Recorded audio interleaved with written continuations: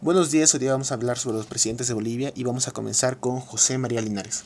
José María Linares fue presidente de Bolivia, bueno, fue presidente interino de Bolivia, o básicamente fue presidente por gobierno de facto de Bolivia, durante los años de 1857 a 1861.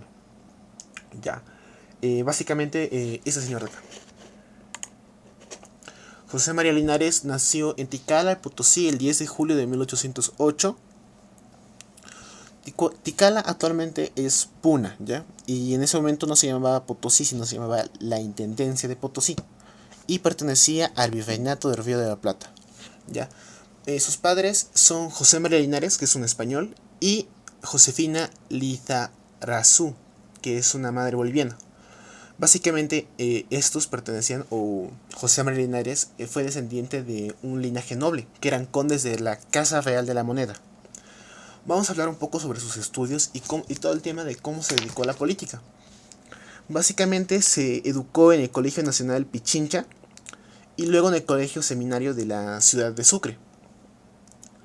Era un excelente alumno, uno de los mejores, e incluso durante unos años que pasan los libertadores Antonio José de Sucre como Bolívar por su colegio, le dan un examen a este. Y este sale con unos resultados increíbles que demostraban sin duda alguna que era uno de los mejores alumnos que habían visto. Estos le concedieron una medalla de oro a él por su gran esfuerzo en estos campos de estudio. Antonio José de Sucre incluso consigue que este, después de salir, enseñe en su mismo colegio. También continuó con sus estudios en la Universidad Mayor Real Pontificia de San Francisco. Como lo vemos acá. Aquí son dos de sus grandes estudios, esta de acá y esta de acá. Aquí vemos un poco sobre la Casa Real de la Moneda y sobre cómo nació en Potosí, para ser más exactos. Bueno, vamos a ver cómo ascendió al poder más que todo. No hay que olvidar que su ascenso al poder fue bastante duro. ¿Por qué? Porque este fue el primer presidente civil. Es decir, que desde una larga lista de presidentes que ya eran militares, este fue el primero que tomaría el mando civilmente. Aunque tomó el mando civilmente, también cabe resaltar que no fue bastante fácil su gobierno o cómo ascendió al poder. Tuvo que hacer varios golpes para tratar de ascender al poder, y sin embargo lo logró en 8 de septiembre de 1857 cuando levantó la guarnición de Oruro, y con esto se ganó el apoyo de los militares de grandes tropas que había en Oruro, y ya con eso, mediante decreto supremo, asumía el poder supremo de la república con el carácter de presidente provisorio. ¿Ya? Se quedaría 4 años en el poder. Vamos a hablar un poco sobre su mandato y después vamos a hablar sobre sus actos actos que tuvo en el mandato, es decir, sobre lo que promulgó o no que promulgó. Ya, su acto de mandato, básicamente, aunque él inició con las mejores intenciones, y esto es algo que vamos a encontrar en la mayoría de las bibliografías que nos dan sobre él. ¿Por qué? Porque básicamente él, al momento de hacer su gabinete y todo, no pone a las personas que no estén calificadas, sino que pone a las personas más inteligentes de la época, a los más brillantes. No solamente esto, que al momento de terminar su mandato, este estaría pobre de la gran fortuna que tenía, porque como ya les dije, su linaje era noble, y eran condes de la Casa Real de la Moneda. Entonces, al terminar su mandato en 1861, básicamente termina pobre, muriendo en la miseria. Pero esto lo vamos a ver más tarde. Eh, Fue increíble el hecho de que como un gobierno tan bueno, como un gobierno que tenía tan las mejores intenciones, se corrompió a tal punto de que ya se hizo una dictadura. ¿Por qué? Porque este señor quería tomar decisiones firmes en su mandato de gobierno. Es decir, quería ser lo más firme posible. Y sin embargo, se ganó de varios enemigos por esto. Y ni siquiera de eso. También tenía un carácter un tanto paranoico. Y se hizo de bastantes enemistades. Mandó a fusilar a bastantes personas. Fue increíble cómo pasó de ser una de las grandes mentes de la época, una de las jóvenes promesas que incluso los libertadores dijeron que era increíble, a ser un autócrata violento.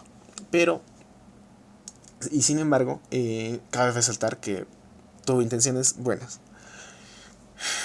Hasta este punto ya demostramos, básicamente, de que Aunque tuvo buenas intenciones y todo eso, su carácter no le favorecía en nada. Y de hecho, pasó sus últimos años en el gobierno. O sea, ya no gobernaba sus últimos años, Linares. Se concentraba básicamente en defenderse de los constantes ataques que ya le hacían. Y vamos a ver un poco sobre su caída. Esa es la persona en la que derrocó. Su carácter. Como ya dijimos, era un tanto paranoico, era bastante fuerte, no se daba a doblar. Y sin embargo eso le hizo ganarse bastantes enemigos. El fin de su mandato se da por quienes. Por dos de sus generales de más confianza. Se da por su ministro de guerra, el general José María Achá, y su ministro de gobierno, Ruperto Fernández. Dos de sus favoritos y de su gran confianza. Básicamente también se da por el jefe de armas, el coronel Manuel Antonio Sánchez. Lo derroca mediante un golpe de estado que se produjo el 14 de enero de 1861. Después de terminar su mandato, este de acá va a vivir en la miseria, hasta su muerte. Pero de momento vamos a ver un poco sobre sus actos administrativos. Como ya les dije, comenzó su carrera política muy joven, y ya como era una joven promesa, ocupó varios cargos en los puestos de gobierno. Llegó a ser diputado y fue embajador de Bolivia en España. Esto fue uno de sus cargos más importantes. ¿Por qué? Porque aquí firmaría el tratado donde España reconocía a Bolivia como una nación independiente. Dividió al país también entre dos jefaturas políticas. Lo de España fue antes de que iniciara su mandato. Después de regresar de España, él trataría de tomar el poder. En el año 1859 publicó el primer mapa de Bolivia. Y también fue un gobierno altamente preocupado por la educación. No tuvo muchos actos, si bien es cierto, porque más que todo se preocupaba por cuidarse a sí mismo de los constantes ataques que le hacían. Ya al final de su mandato, cuando ya lo van a dar el golpe de estado, estas tres personas, en 1861, al final él muere en Valparaíso, Chile, el 6 de octubre de 1861, en la completa miseria.